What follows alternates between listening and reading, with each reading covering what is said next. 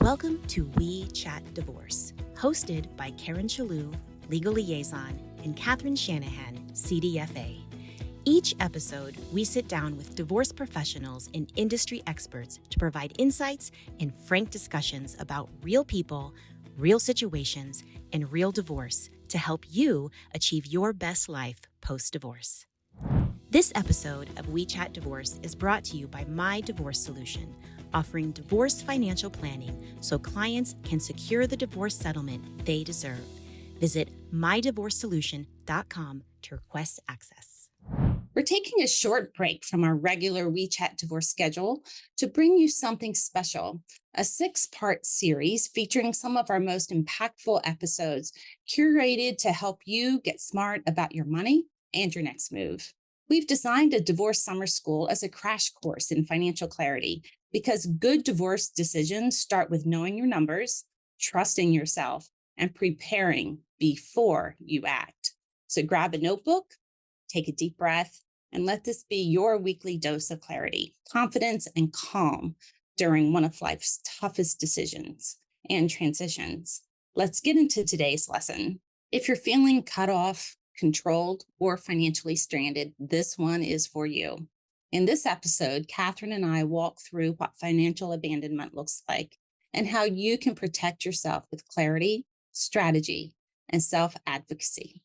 Welcome to We Chat Divorce, brought to you by My Divorce Solution and hosted by myself, Karen Shalhoub, Legal Liaison, and Catherine Shanahan, Divorce Financial Specialist and CDFA. On these special explainer episodes, we answer the top questions about divorce, guiding you through confidence and clarity.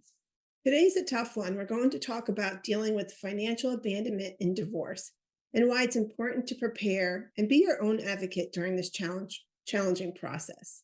So let's get started. First of all, Karen, what does being financially abandoned during divorce actually mean? So, financially abandoned to me means that when you're going through a divorce or you're thinking about divorce, you suddenly realize you don't have direct access to the family's assets. And so that can be overwhelming. Some people feel financially abandoned just by their relationship with their spouse, right? If the spouse has been the financial manager and they have not, I think people need to understand that's not necessarily financial abandonment. That could just be a communication issue. But there are many, many people who, when approaching divorce, realize that to take first steps could put them in a place of not having any access to support themselves during the process. You know, it's often goes hand to hand with the financial abuse in a relationship as well, right? So I can imagine that you've never handled your finances and you've been controlled by what you can spend and what you can have access to. And now you're faced with divorce. And so your spouse now doesn't even validate what you used to spend because now they don't think you should spend that. So you can get cut off by your credit cards, which is where you probably feel abandoned, right? So one of the first steps we always say is to have your own credit card, but I know we'll go into those tips. But, you know, it goes further than just with your spouse. A lot of people feel this with their legal counsel. Absolutely. A lot of people get into a situation with legal representation or really any representation where that advocate is not really understanding the funds available for that level of representation and how that representation can be most efficient. So then you get on what I call the hamster wheel of attorney's fees or mediation fees or any other kind of fees. It's not just limited to attorneys, and there's no way to back it up. And so that's why we are so committed and invested in everyone who may be facing divorce or in divorce to back it up and prepare and know where you need to spend your money, how you have access to that money.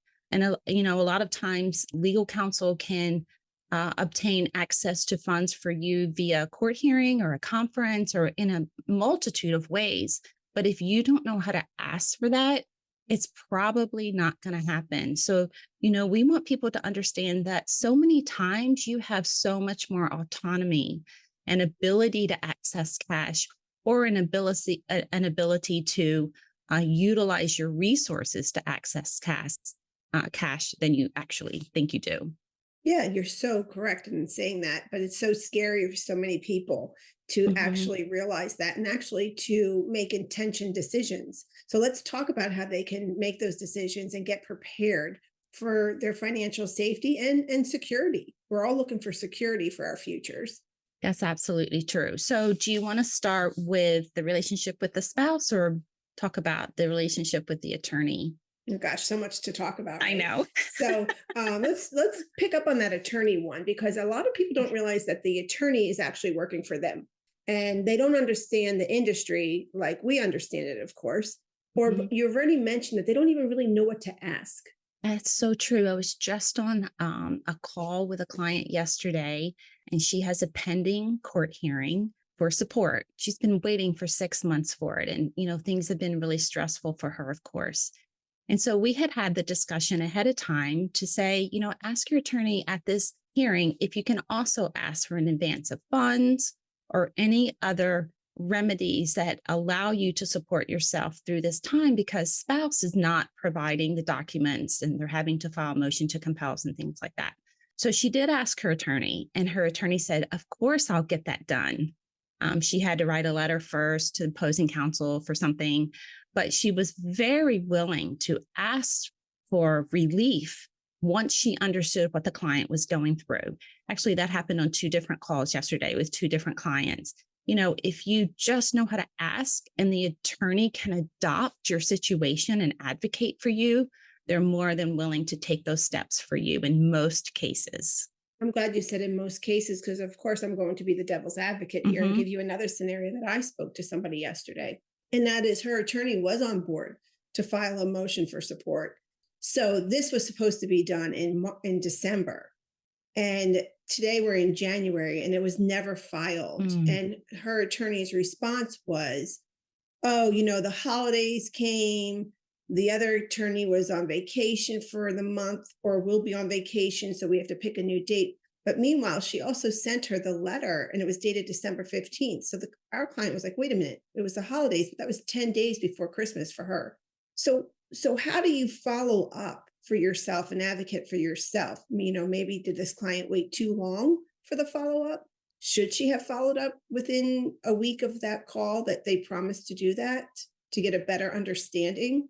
Yeah, so that's a really good question. And when we work with our clients and they have attorney representation, we do encourage them to, before they even hire their attorney, to ask, will you keep me up to date on these deadlines? Will I get copied on every letter out? Whether they understand it or not, it's good that they know. Because then if that date comes up where the attorney promised it was going to be filed or documents are coming in, then you touch base with that legal staff and say, did it happen? What's the update? Because that will give you some comfort in knowing that your case is moving ahead. So many people are getting divorced and you can get lost in the shuffle very easy. So taking that, not so much responsibility, but opportunity to understand next steps in your case and what you can expect. And typically the attorney staff is the best person to rely on. Or to ask? I don't know about Yeah, relying on, but to ask. it's true. You have to rely on yourself, especially if you're feeling abandoned by your spouse and now by your attorney. So Yeah. by being prepared, you can rely on yourself, who is your best advocate, because, a lot of times this process goes on longer than you want it to go on. And we want to all just retreat to our corners and have somebody else make these decisions for us. But then your financial insecurities will only grow. They'll go deeper, they'll hurt more. So you have to really be accountable to yourself. That's so true. I have to tell you about, well, first of all, I just want to say that's why at My Divorce Solution, we have legal liaisons as part of the process because those legal liaisons understand litigation, not attorneys on any level, but we're really good at asking questions. So we understand how you and we can support the financial picture because obviously it's all about finances, right? And Mhm. understanding the trajectory of your case is very important. I was on the phone with another client yesterday who they thought they had an order in place for child support. And Evidently, the amount was not put in, but it said we're going according to guidelines. The judge said, just use the guidelines. Everyone agrees that we're using the guidelines. I don't know why that happened, but it happened. And the difference in both counsel's opinion as to what the guidelines were was a difference of $1,000 a month.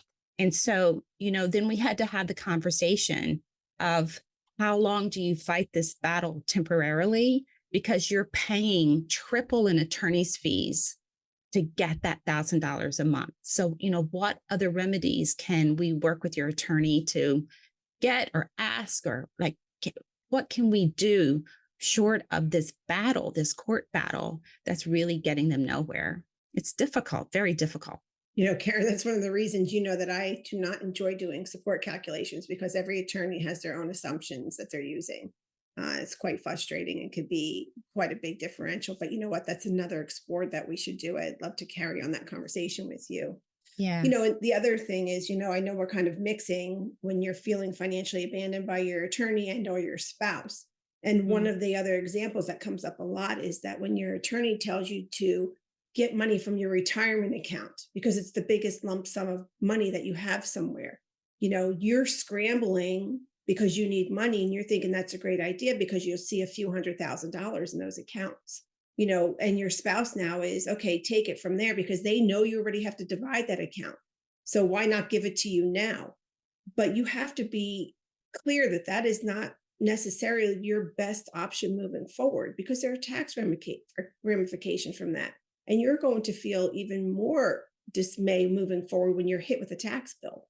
So there are a lot of steps in here to get prepared. Know what your other options are so that you start creating a different story with your own finances. So true. So let's move on to feeling like you're financially abandoned in your marital relationship pending or during a divorce. What can people do there? And you probably are being abandoned to some level, right? All of a sudden, someone doesn't want to take care of your expenses anymore. You see that all the time when you do our budget with our clients. All of a sudden, a spouse is telling you you're not allowed to spend that much. Okay, well, I've been doing that for 20 years. So you're going to tell me that now? So instead of being continually controlled, you may want to make sure you have a credit card. We mentioned that a little earlier, in your own name, right? So if it's considered a post-separation or non-marital account now, that's okay. If you need it, you need it. You need to use it. And then that can always be reconciled later.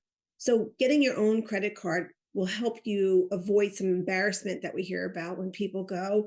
I heard this yesterday as well. She went to five different places where her credit card was denied. Later to find out that her husband shut her off of all of those credit cards. So she was standing in a store trying to buy a sandwich or a coffee. I can't recall what it was, but she got denied, and she just looked around and was so embarrassed that she felt so alone in that moment.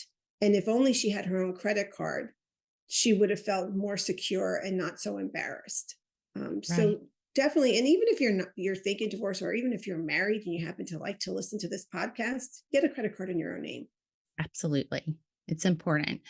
We talk about that in other podcasts, the difference between being an owner and an authorized user. And if you haven't heard that Divorce Explored, that's really important that you understand those nuances.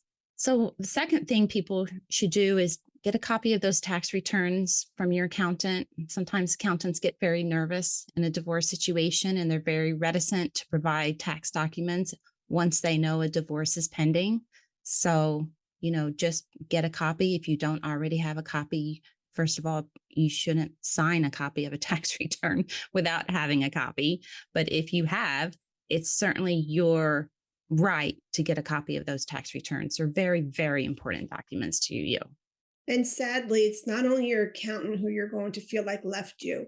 The time and time again, we're hearing about your bank, your mutual fund company, your brokerage firm. They don't want to talk to you anymore all of a sudden because you're getting divorced, because your spouse already told them you're getting divorced. And unfortunately, they side with the money earner because that's who's investing with them later.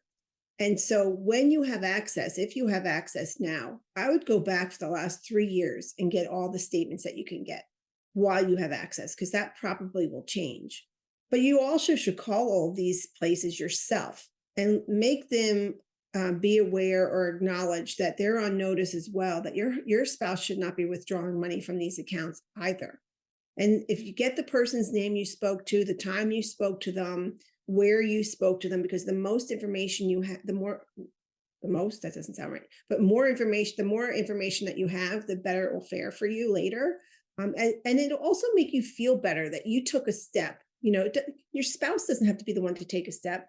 I mean, the other thing is I see spouses take $5,000 without thinking about it, but we can't get our client to go take the $5,000, even when their attorneys tell them to do it, because it's so scary and they're afraid their spouses are going to get mad.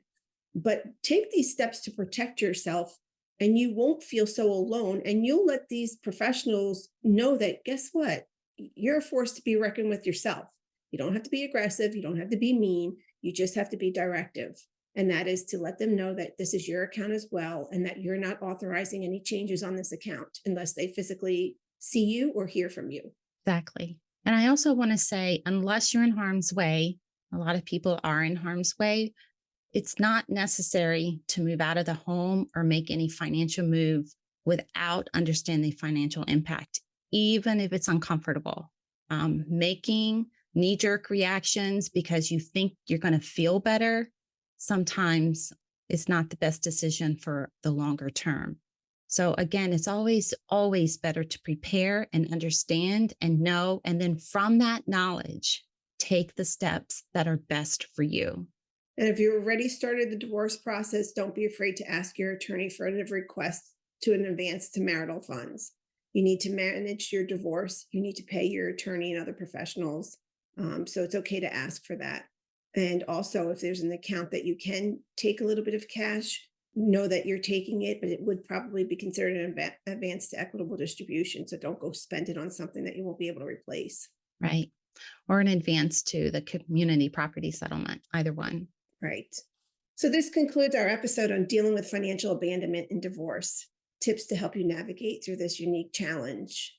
We hope you now have a clearer understanding of why it's important to prepare and be your own advocate during this challenging process. Stay tuned for future episodes as we continue to unravel the fascinating world of finances and divorce. And remember, knowledge is power, but in divorce, knowledge is everything.